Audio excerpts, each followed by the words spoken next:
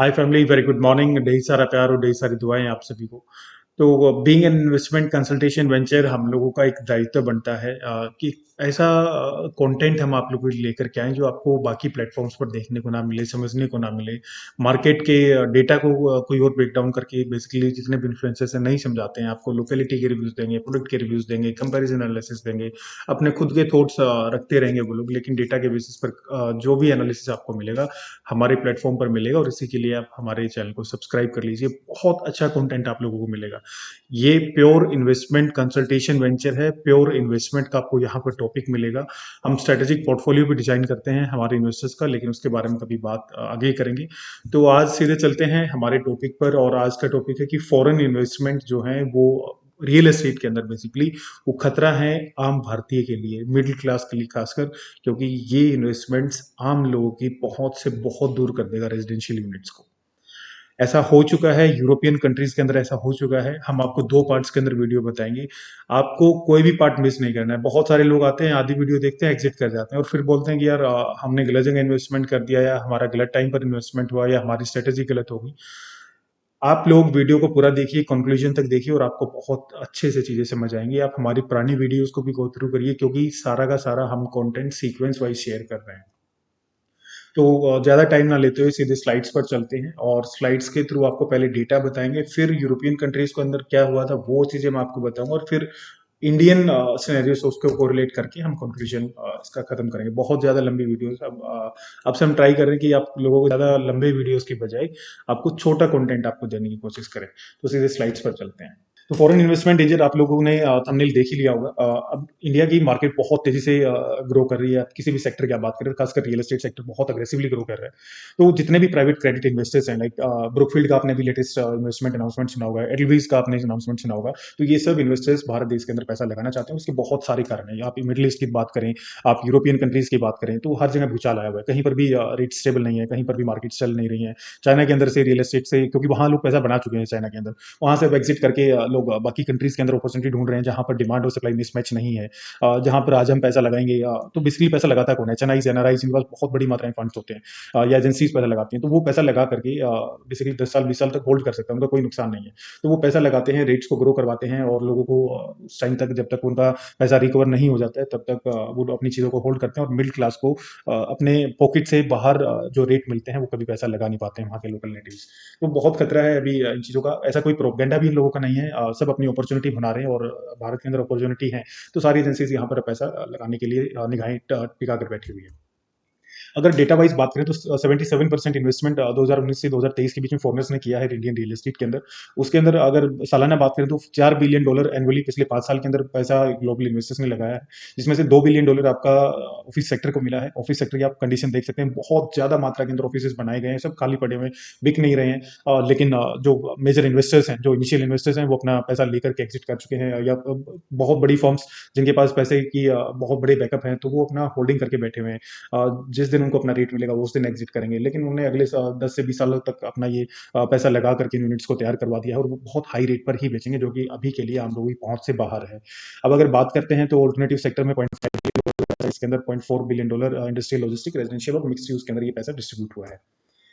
आगे बढ़ने से पहले हम आप लोगों को बताना चाहेंगे कि हमारी ये कुछ अचीवमेंट्स हैं।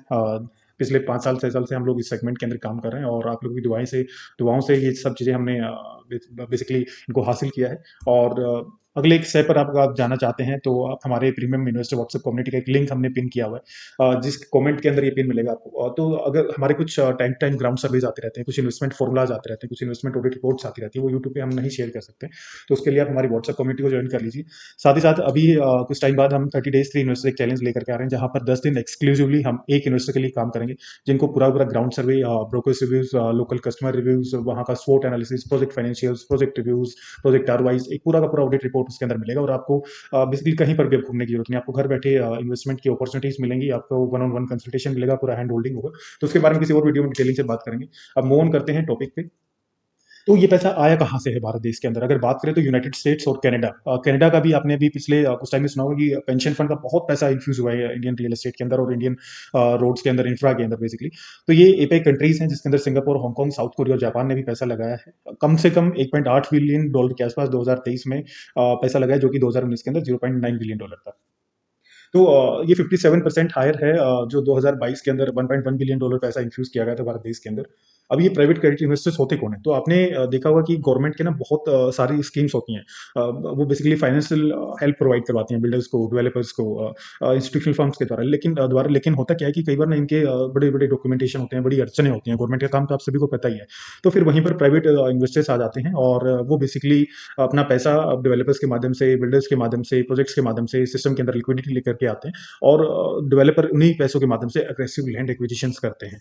और इसी कारण जब कोई बड़ा पैसा देता है, बहुत जल्दी पैसा देता है, तो उनकी उम्मीदें भी होती हैं कि वो मार्केट से बहुत ज़्यादा पैसा निकालें, और बेसिकली उसको अग्रेसिव करके वो सारा का सारा इन्वेस्टमेंट्स अपना एग्जिट करवाते हैं, क्योंकि उनके पास होल्डिंग कैपेसिटी होती है, और इसी कारण मार्केट के अंदर बार बार रेट भी बढ़ते हैं।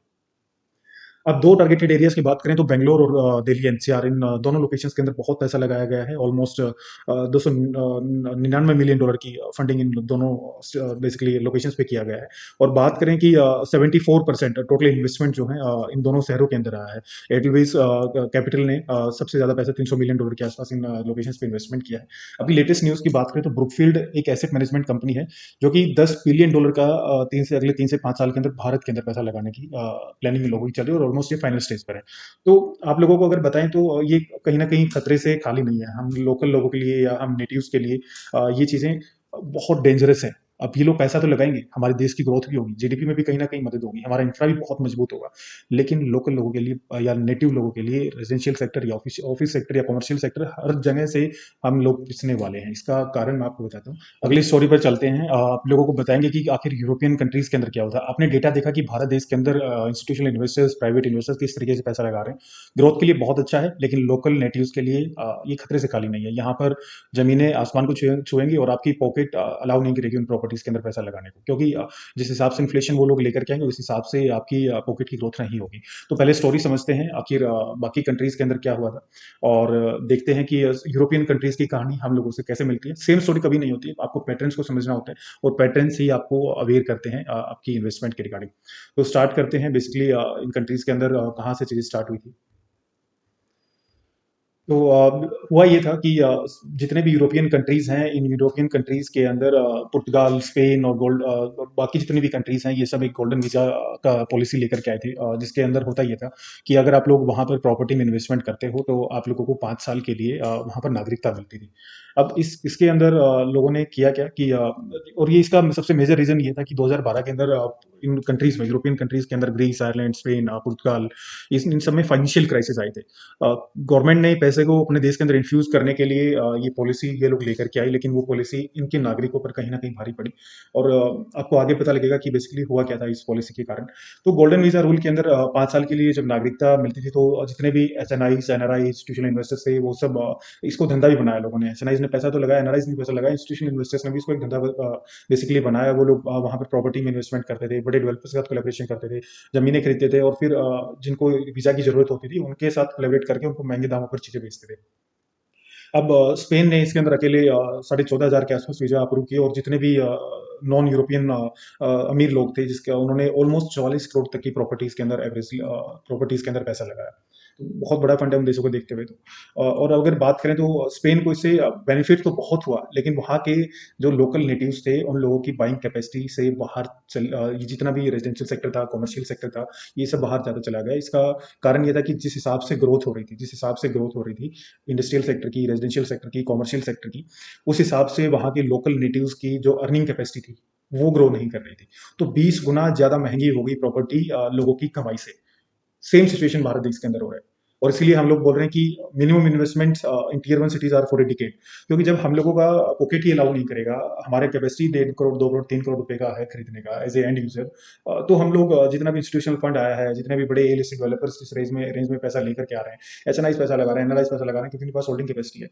हम लोगों के पास वो कैपेसिटी है नहीं उस चीज को बाय करने का। तो वो टाइम, अब एक तरफ तो पैसा ग्रो हो रहा है, एक तरफ मार्केट ग्रो हो रही है, दूसरी तरफ हमारी सैलरी अभी बहुत स्लोली ग्रो कर रही है, तीसरी तरफ जो इसको कवर अप करने के लिए हम लोग क्या चाहिए, टाइम।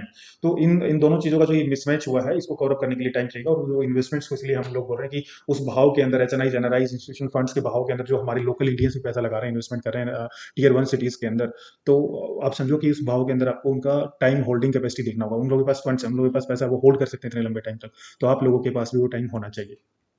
तो सेम कंडीशन भारत देश के अंदर हो रहा है, स्पेन के अंदर, यूरोपियन कंट्रीज के अंदर ये हो चुका है, और ये गोल्डन वीजा प्रोग्राम को सरकारों ने रद्द करना पड़ा, क्योंकि ये बहुत बड़ा मेजर कंसर्न हो गया। हाउसिंग किसी भी कंट्री के लिए, वहाँ के लोकल्स के लिए बहुत बड़ा मेजर कंसर्न होता है। हमारी पॉकेट से चीजें बाहर चली जाएंगी, हमें रहने के लिए छत नहीं मिलेगी, हम किराए पर रहेंगे, तो कहीं ना कहीं हमारे बोर्ड पर भी इफेक्ट डालता है, और ये मेजर कंसर्न इसीलिए हो रहा है भारत देश के अंदर भी।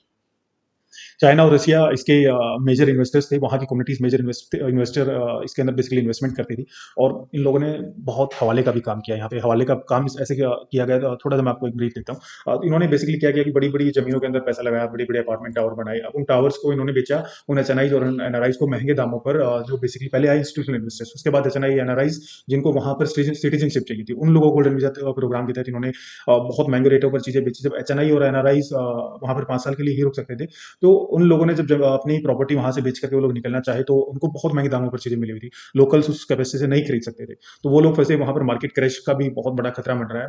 तो सेम कंडीशन भारत देश के अंदर हो रहा है। लोगों ने पैसा एचएनआईज एनआरआईज के देखम देख लगा तो लिया है, होल्ड में लगा लिया है, लेकिन आप लोगों को उनके टाइम जितना होल्ड करना पड़ेगा। उन लोगों के पास कैपेसिटी भी है, पैसा भी है, और आप लोगों के पास कैपेसिटी और पैसा अगर है तो आप इन्वेस्टमेंट करिए, अदरवाइज कहीं ये आपका इन कंट्रीज जैसा हाल ना हो जाए। अब ये अबॉलिश करने के बाद यूरोपियन रियल एस्टेट का पॉलिसी का हमने आपको बताया कि लास्ट में जाते-जाते गवर्नमेंट को खत्म करना पड़ा। तो ये कहीं न कहीं मेजर कंसर्न हम लोगों के लिए इसलिए भी हो रहा है मार्केट के अंदर, कि जिस हिसाब से इंडियन मार्केट को कंपेयर करिए आप इसको मार्केट से, इंडियन मार्केट से। स्पेन के अंदर चीज़ें हुई, इंस्टीट्यूशनल इन्वेस्टर्स, एचएनआई, एनआरआईज़। अब यहाँ पर क्या हो रहा है? इंस्टीट्यूशनल इन्वेस्टर्स आ रहे हैं, ब्रुकफील्ड, एडलवेस, उसके साथ-साथ एचएनआईज़ आ रहे हैं, एनआरआईज़ आ रहे हैं, सब पैसा लगा रहे हैं मार्केट के अंदर। साथ में हमारे जैसे जो हमारी कम्युनिटी के लोकल नेटिव्स जो पैसा लगा रहे हैं रियल एस्टेट के अंदर, ये सोच करके कि हम 2 साल में एग्ज़िट कर जाएँगे, 3 साल में एग्ज़िट कर जाएँगे। इस मूर्खता को दिमाग से निकाल देना। उन लोगों के पास कैपेसिटी है, आप लोगों को भी कैपेसिटी रखनी पड़ेगी। Tier 1 cities investments are minimum for a decade, हो सकता है उससे भी ज़्यादा लंबी खिंच जाएँ। एक टाइम पे जाकर के इन इन्वेस्टमेंट्स को गवर्नमेंट को कहीं न कहीं होल्ड करना पड़ेगा, अदरवाइज़ आम लोगों के लिए ये खतरे की घंटी है। मिडल क्लास की फैमिली वाले लोग टियर 1 सिटीज़ के अंदर कभी पैसा नहीं लगा सकते। एक हिंट मैं आपको दे कर के जाता हूँ। इन देशों के अंदर एक पैटर्न जो हमने नोट किया वो ये किया कि टियर 2 सिटीज के अंदर एचएनआईज, एनआरआईज और इंस्टीट्यूशनल इन्वेस्टर्स ने पैसा इन्फ्यूज नहीं किया था। सेम कंडीशन हमारे देश के अंदर भी हो रही है। वहां पर प्राइस मार्केट के जो रेट्स हैं वो आज भी आम लोगों की पहुंच में है। 1.5 CR, 2 CR, 2.5 CR, 3 CR।